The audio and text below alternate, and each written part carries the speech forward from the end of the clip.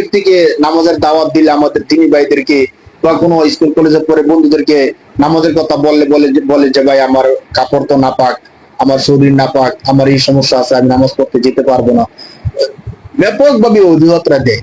অনেক সময় হয় কি মিথ্যা অজুহাত দেয়, তার শরীর কাপড় নাপাক নাপাক না সেও জানে, কিন্তু মনে করে এখন তার হাত থেকে বাঁচতে হবে, এই জন্য অজুহাত দিয়ে দেয়। যদি কোনো ভাই সত্যিকার অর্থে তার কাপড় শরীর নাপাক না এরপরে মিথ্যা অজুহাত দেয়, তাহলে এটা তার জন্য কবিরা গুনাহ হবে।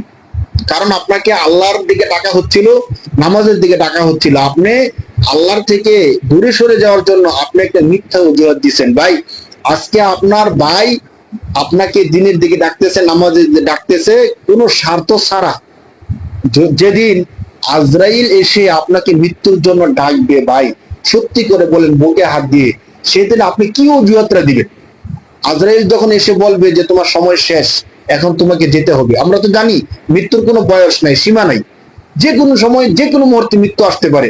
তো মৃত্যুর ফেরেশতা আজরাইল যখন এসে বলবে চলো ভাই তোমাকে এখন যেতে হবে, তখন আপনি কি বলবেন? যে আমার বাড়িতে কাজ বাকি আছে, আমার শরীরটা নাপাক, আমার কাপড় নাপাক, দাঁড়াও আমি গোসল করে নেই, দাঁড়াও আমি কাপড়টা পরিবর্তন করে নিই, এই কথাগুলো কি ভাই বলা যাবে? আল্লাহর দিকে তাকাইয়া ভাই একটু চিন্তা করেন। যে ভাই আপনাকে নিঃস্বার্থে দিনের দাওয়াত দিচ্ছে, মসজিদের দিকে আহ্বান করতেছে, আপনি তাকে ইগনোর করতেছেন, কেমন কষ্ট হবে যেদিন এই ভাই হাসরের ময়দানে আপনার চোখের সামনে যে জান্নাতে চলে যাবে, আর আপনাকে লোহার শিকল দিয়ে বেঁধে টেনে হিসেবে জাহান্নামে নিয়ে যাবে, তখন কেমন হবে ভাই?